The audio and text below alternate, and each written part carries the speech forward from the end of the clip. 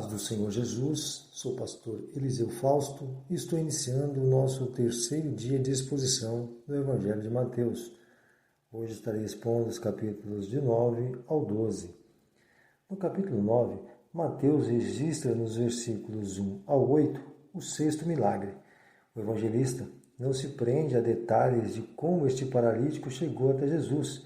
Ele simplesmente informa brevemente que trouxeram ele até Jesus na casa onde estava hospedado em Cafarnaum. E diga-se de passagem que Jesus havia sido expulso das cidades dos Gadarenos devido à libertação poderosa dos endemoniados, como vimos ontem. E já estando na cidade de Cafarnaum, recebe este paralítico. A descrição deste milagre é interessante, pois Jesus, o Messias, se utiliza de uma expressão nova ao realizar a cura deste homem. Mateus relata que Jesus perdoou os pecados dele. Essa declaração trouxe alvoroço diante dos líderes religiosos, pois quem poderia perdoar pecados? Somente Deus e mais ninguém.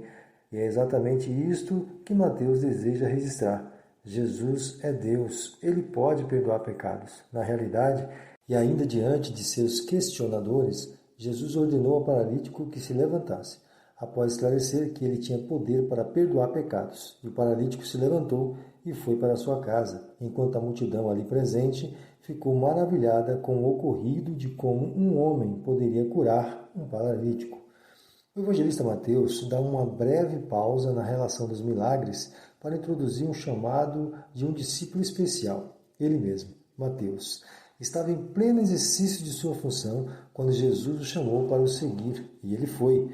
Após esse chamado, alguns publicanos, à semelhança de Mateus, se reúnem com Jesus em uma refeição. Pode ser que Mateus os tenha convidado para uma festa de despedida de suas funções para seguir definitivamente a Jesus. O nome Levi nos evangelhos de Marcos e Lucas se referem a esse mesmo Mateus aqui, que possivelmente era conhecido por esses dois nomes. Bom, neste evento, novamente os líderes religiosos se incomodam com a atitude de Jesus, agora não por perdoar pecados, mas sim por dialogar e se alimentar com pecadores. Mas Jesus deixa claro que são os pecadores que precisam ser resgatados, e não os que pensam não ter pecados, como eram os líderes da época. Somente os que se consideram pecadores entendem necessitarem de arrependimento. Os líderes religiosos precisavam entender que a lei de Deus era cumprida quando o amor ao próximo era praticado, e não quando alguém oferecia sacrifícios a ele diante do altar. Logo em seguida, um novo questionamento é inserido no relato, agora, porém, por alguns seguidores de João.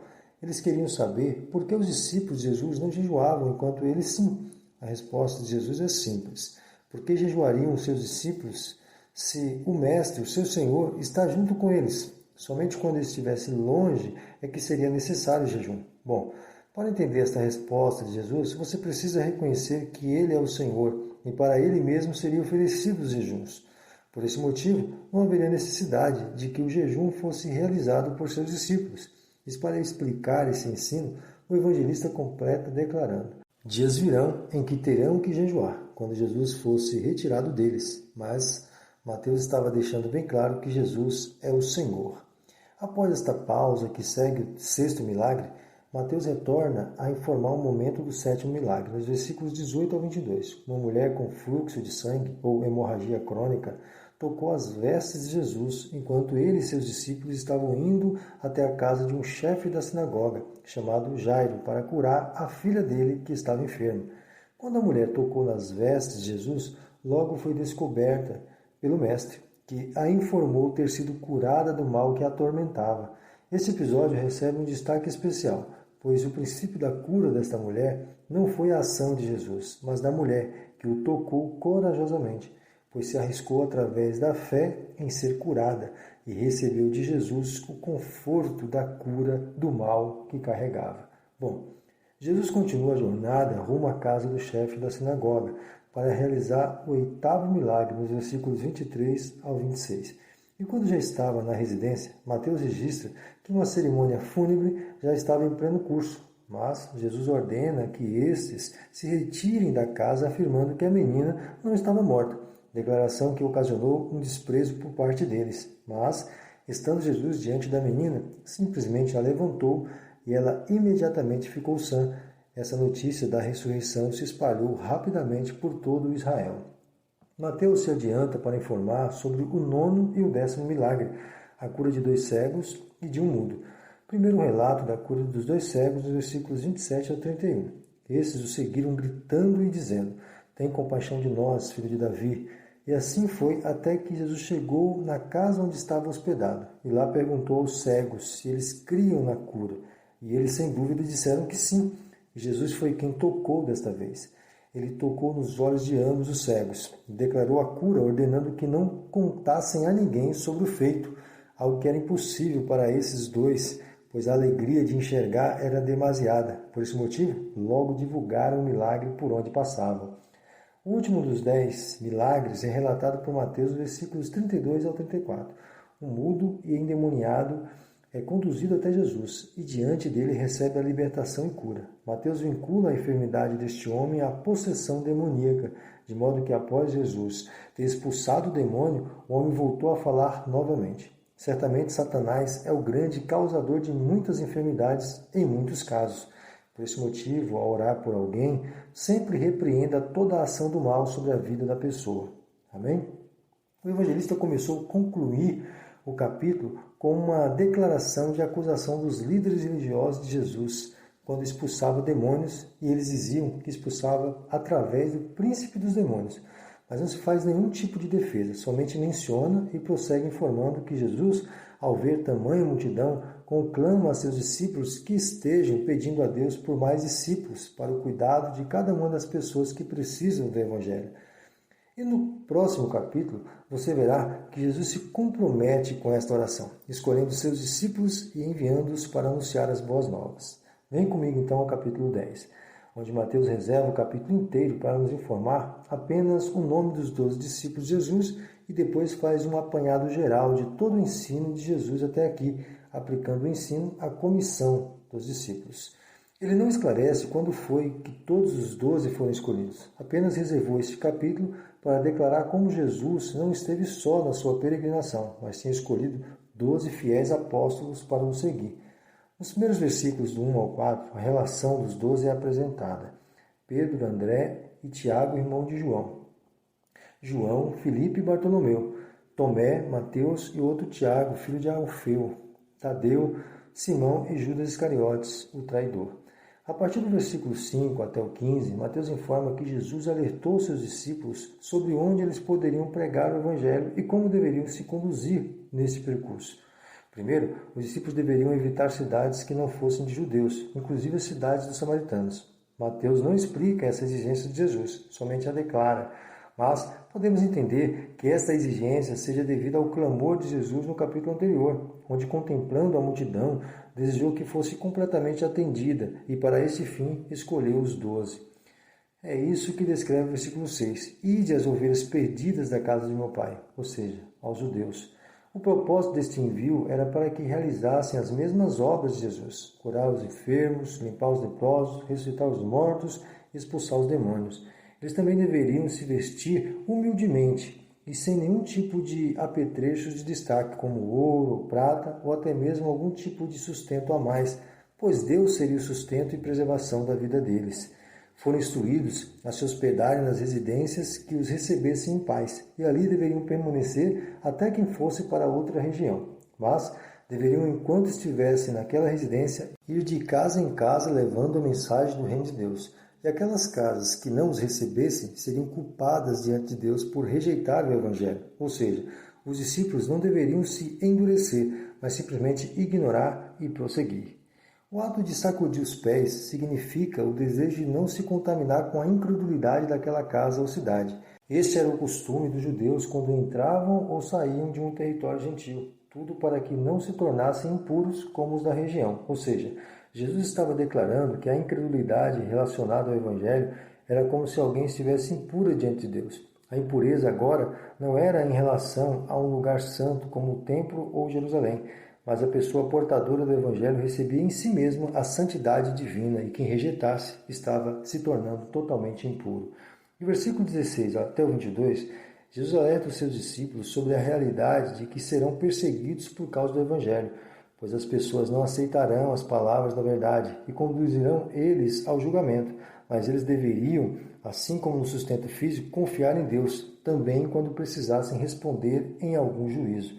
Deus os auxiliaria da mesma forma que os sustentava e afirma que a perseverança acompanharia os verdadeiros salvos. No versículo 23, Mateus registra uma declaração intrigante. Os discípulos, quando perseguidos em uma cidade, deveriam fugir para outra, mas o que intriga é a seguinte declaração. Jesus afirmou que os seus discípulos não percorreriam todas as cidades de Israel antes que ele viesse. O significado desta declaração permanece um mistério. O mais aproximado seria a sua entrada em Jerusalém, quando será aclamado pelo povo como o rei, o filho do homem prometido, e depois seguirá para a morte. A continuação dos versículos 24 até o 28 favorece este entendimento, pois Jesus assevera que o discípulo não pode ser maior do que o seu mestre, que foi chamado de príncipe dos demônios, e ainda encoraja seus discípulos a não temerem a morte, pois Deus é quem estará guardando a vida deles. Por esse motivo, deveriam anunciar o Evangelho sem medo, pois os homens poderiam até acabar com o corpo deles, mas a alma, o corpo da ressurreição estariam com o Senhor e livres do inferno. Do versículo 29 ao 31, Jesus relembra a seus discípulos o cuidado de Deus sobre eles, não permitindo que sofresse algum tipo de dano. E em seguida, nos versículos 32 e 33, Jesus afirma que todos que com coragem declararem servir a Ele neste mundo mau, também seriam por Ele declarados justos diante de Deus. E novamente, dos versículos 34 ao 39, Jesus, à semelhança do que disse ao discípulo que queria sepultar seu pai antes de segui-lo, disse que o amor a Ele deve ser superior a qualquer laço fraterno.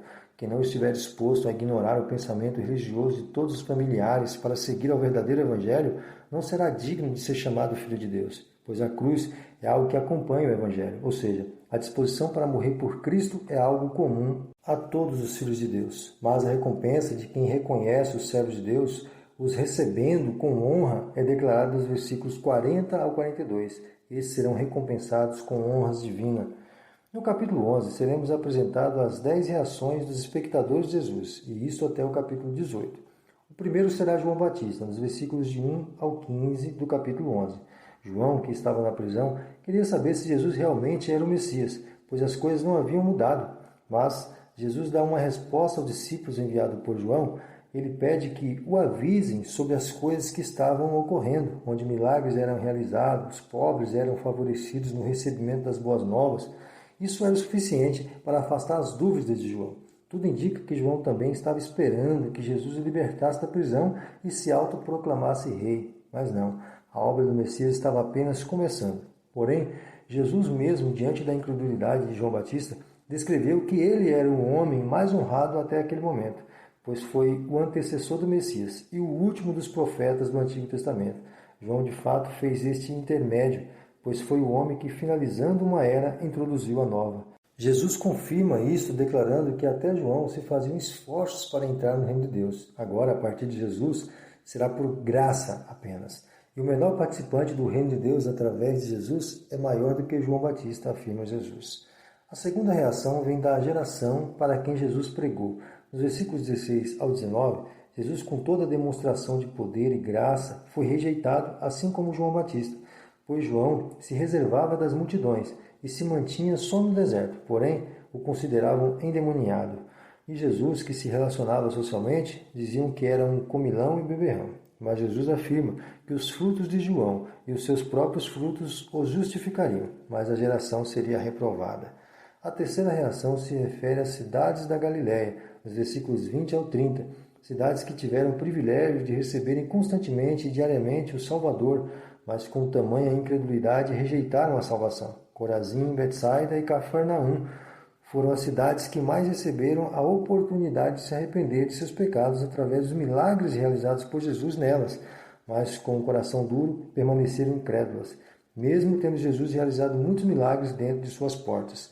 Jesus afirma que o resultado em arrependimento seria totalmente diferente caso os milagres fossem realizados nas cidades dos gentios ou até mesmo em Sodoma e Gomorra, de modo que o julgamento daqueles que diante de tamanha revelação a rejeitam será muito maior do que aqueles que receberam menos conhecimento do poder de Deus. Quanto mais recebemos, mais seremos cobrados. Jesus então declara a alegria que sente em Deus de ter permitido aos menos favorecidos e desprezados pela sociedade o privilégio de serem escolhidos para a salvação, pois somente aqueles que se consideram fracos e pecadores buscarão o auxílio de Deus, e esses receberão o alívio de todas as suas aflições, pois Jesus os aliviará. No último capítulo de nossa meditação de hoje, de um modo bem intercalado, porém no capítulo inteiro, os fariseus serão os donos da quarta reação dos espectadores de Jesus. As primeiras serão sobre o sábado. Do versículo 1 ao 8, os discípulos de Jesus estavam colhendo e comendo no dia de sábado. E Jesus esclarece a eles novamente que os discípulos dele estavam comendo para matar a fome, isso como fez Davi, e não foi condenado por ter comido os pães sagrados reservados apenas para os sacerdotes. Ou seja, se as Escrituras não condenaram a atitude de Davi, por que eles estavam questionando a atitude dos discípulos do Senhor? E Jesus também nos lembra que os sacerdotes trabalham durante o sábado e não são reprovados, porque os discípulos de quem é maior que o próprio templo não podem se alimentar colhendo espigas de cevada ou de trigo no sábado. Jesus conclui esse primeiro embate com a declaração repetida de que eles deveriam ser misericordiosos e assevera sua autoridade acima do sábado ou qualquer outro dia que seja. Ele é o Senhor de tudo e de todos. Em seguida, a partir do versículo 9 até o versículo 21, os fariseus novamente pressionam Jesus sobre a possibilidade de curar alguém no dia de sábado, mas Jesus os pergunta se no sábado pode-se realizar o bem. E por ficarem sem resposta, Jesus curou o homem com a mão ressequida. Este milagre, em harmonia com as palavras de Jesus, incitaram a perseguição dos fariseus a ele e tramaram o matar. Enquanto a ira dos líderes religiosos estava progredindo, Jesus orientava a todos os que recebiam cura que não falassem com ninguém.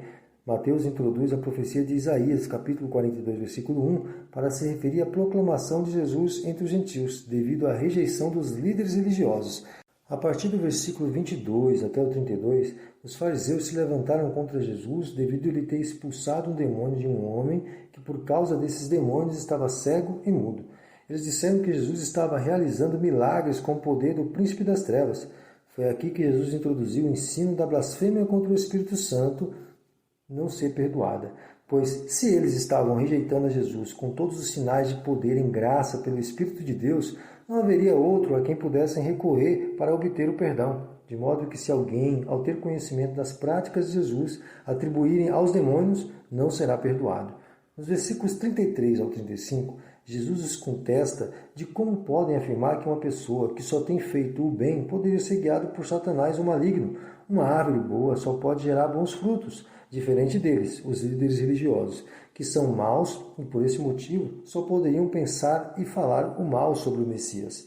Nos versículos 36 e 37, Jesus deixa claro a seus opositores que as palavras, sem nenhum compromisso com a verdade, será condenada diante de Deus, todas elas. Nos versículos 38 ao 45, uma casta dos líderes religiosos pede que Jesus os dê um sinal, mas Jesus assegura que nenhum sinal seria dado a eles, pois assim como Jonas tinha ficado 3 dias e 3 noites no ventre do peixe, Jesus também ficaria. Mas diferente dos ninivitas, que acreditaram na mensagem do profeta Jonas, os judeus daquela geração não acreditaram e receberam a condenação por isto, pois Jesus é muito maior do que Jonas. E ainda a rainha de Sabá, que sabendo da sabedoria de Salomão, foi até ele. Essa geração de judeus tiveram contato com o verdadeiro Senhor e Deus e não acreditaram. Assim, o testemunho da rainha de Sabá será contra eles também no dia do juízo. Interessante notar que Jesus os sentencia a receberem uma condenação antecipada, pois eles receberiam um mal de tal forma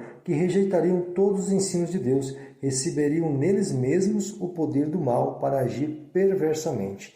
O evangelista Mateus finaliza o capítulo com a declaração de Jesus sobre quem seriam os seus verdadeiros parentes e filhos de Deus.